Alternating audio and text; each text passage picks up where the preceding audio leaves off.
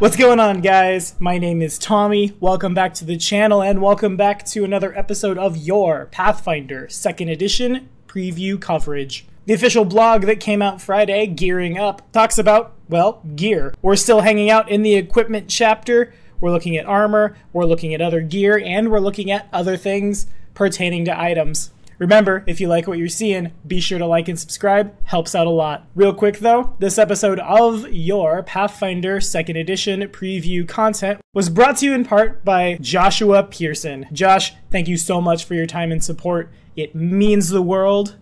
Now let's dive in. Okay, so really quickly before we get to this blog, I have to say on Monday, I screwed up. I'm very good at reading things fast when I find something that I'm excited about, and really the Monday blog about weapons was super exciting. Of course, if you've been following this channel for a while, you know that ya boy prefers to cast Greatsword as opposed to Fireball. So weapon enchantments get me really excited. This caused me to misspeak. The Forceful Weapon trait does not add extra damage dice, rather extra damage per dice. That's 1 extra damage per die on the second attack of your turn, 2 extra damage for any attacks after that. So think your Draconic Bloodline Sorcerer who chose a red dragon, should have chose a black, and casts Fireball, he's gonna get +1 per damage for every dice. It's the same idea. That's still really sweet and really powerful. Just needed to correct myself real quick. Now let's get to it. So the first thing on the chopping block today is armor. A suit of armor has many of the same statistics as in Pathfinder 1st Edition, but now each one also gives a bonus to your attack or touch armor class. This is pretty much exactly what we see in Starfinder, though we aren't seeing the kinetic armor class or KAC. In Pathfinder 2nd Edition, studded leather armor gives you a +2 item bonus, not armor bonus, to AC and +0 to your attack, which again is your touch armor class, the thing before that was modified by dexterity and some magic things. But the chain shirt gives that same +2 item bonus to AC, but also a +1 to your touch. Of course, the chain shirt is heavier and noisier. This is now represented by the noisy trait. Of course, armor will still have a dexterity modifier cap, a check penalty that applies to most of your strength, dexterity, and constitution-based skill checks. Armor, of course, still applies a penalty to your speed and a bulk value.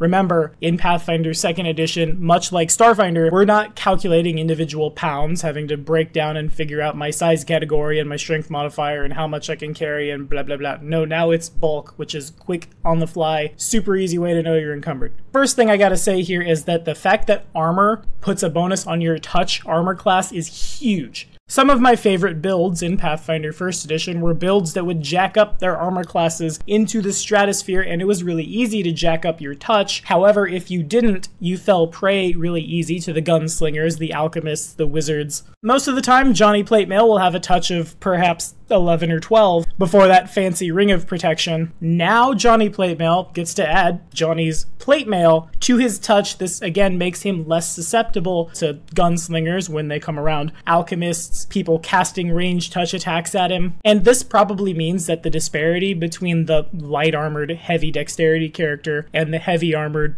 quote-unquote tank character will probably have somewhat similar armor classes in Pathfinder 2nd Edition. Now, of course, this wouldn't be Pathfinder without magic stuff, right? Next on the chopping block is magic armor. And on the subject of armor, real quick, here's a picture of random, probably magic items that we'll find in Pathfinder 2nd Edition, courtesy again of Mr. Wayne Reynolds. You know that shield you've heard about in the playtest live play videos that's supposed to be able to bite your opponents? Yeah, there it is. Also, what I'm assuming, top left there, the Elven Chain looks great. Perhaps on the far right, that's an Ioun Stone that's tied up to a chain so it doesn't float away because it's intelligent. Hey, you never know, we'll have to see.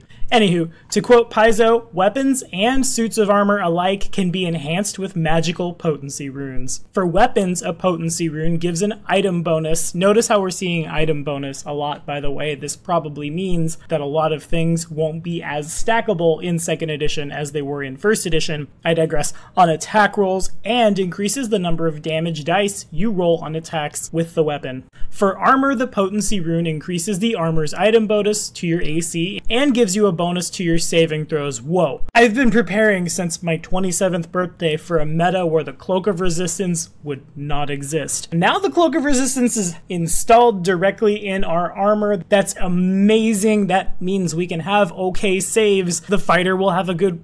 That means the fighter can shore up his will save. That means the bard can shore up his fort save. Rejoice one and all, we can still buff our saves, and we're doing it on our armor slot without paying anything extra, which means we don't have to spend 2 points of resonance to have magic armor and a bonus to our saves. Super great. The example Paizo uses for this is the +3 armor potency rune. Slap it on studded leather and you would get +5 to your AC, +3 to your touch AC, and +3 to your saves. You can also upgrade the potency rune later, and you can upgrade the potency of specific armor and weapons. The example used in the blog is the almighty celestial armor as you level out of it, which is amazing because, again, there's a lot of really fun magic items out there. I'm sure there will be a lot of really fun magic items in 2nd edition. Just like before, we can just buff them up and hold on to them forever. Another iconic item that will be making its way back to Pathfinder 2nd edition is the Bracers of Armor, which buffs your armor class, which buffs your touch armor class, and your saves. Those of you out there who've been with the channel for a little while know how much I love monks. Monks are probably my 2nd or 3rd favorite class out there, and now that item that helped them be relevant, especially in a lower point buy, has been revealed. It's coming back. Next thing on the chopping block is the shield. Of course, by now I'm sure all of us have heard how amazing shields are going to be in 2nd edition. You have to spend an action to raise it, otherwise you don't get the shield's bonus to your armor class. You can use the shield's hardness as damage reduction. As a fighter, you can shield your friends. It's amazing. But now we see that the shield gives you a bonus to your armor class and your touch armor class, the light shield being 1,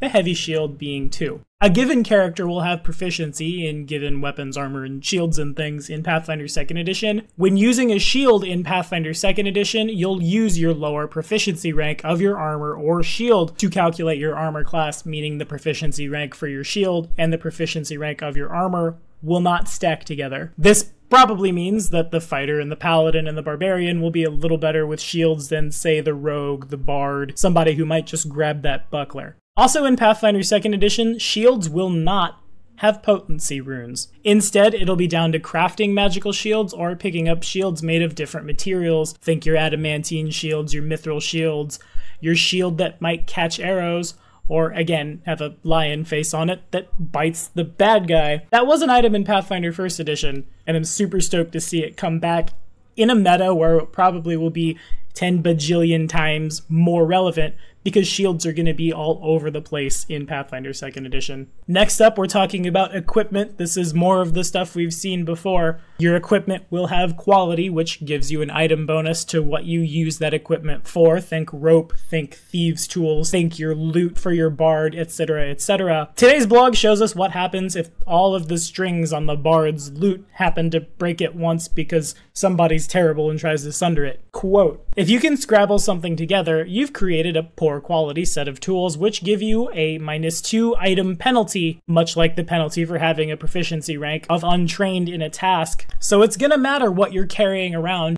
You can no longer just flub it. No, tools are important in Pathfinder, which, you know, gives us another level of mechanical things that we get to play around with on our character sheet, and isn't that why we all love Pathfinder 1st edition in the first place? Not gonna hang out on this one for a whole lot of time, but next up we see that the cost of living per week, month, or year will be returning in Pathfinder 2nd edition. Personally, in my parties, either there's way too much going on with the end of the world to be worried about paying the rent, or it's just something we don't track because that's what we have to track every day, right? Regardless, hey, if this is your thing, it's coming back. So too, the cost of renting things rather than buying them. Think the donkey that carries you around town every day.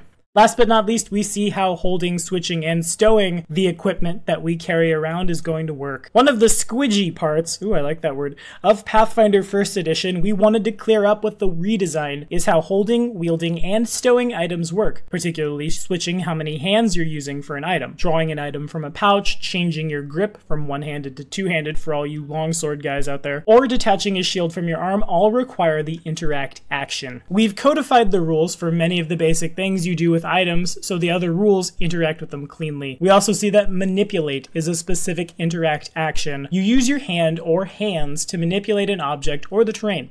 You grab an unattended or stored object, open a door, or do some similar action. You may have to attempt a skill check to determine if your interact action was successful, aka the door is locked. The equipment chapter also covers the full rules on item quality and on bulk, plus a section on how items and bulk work for creatures of different sizes. Now, this to me presents a really interesting question. Personally, I like how that's codified. It's one action to draw the potion and one action to drink it. One action to open the door, not, hey, do I still have my standard action? Can I hit this Morlock in the face with my spear? Now we know specifically one action to stride up to the door, one action to open said door, and one action to stab your enemy in the face. My question is, how does this work for the wizard who carries a quarterstaff? If I want to use my somatic component when casting a spell, does that mean if I was holding my quarterstaff in two hands to bonk somebody over the head, must I spend the action first to go down to quarterstaff in one hand, somatic component for the other hand, before I can pump more actions into my spells? And I know this is very far in the future of 2nd edition, I'm sure, but how is this going to work when the Magus comes down? How that's going to work here remains to be seen, but it might mean that the wizard has to think a little harder about the benefits of even really carrying a weapon that's not like a short sword at all. What do you guys think about all this?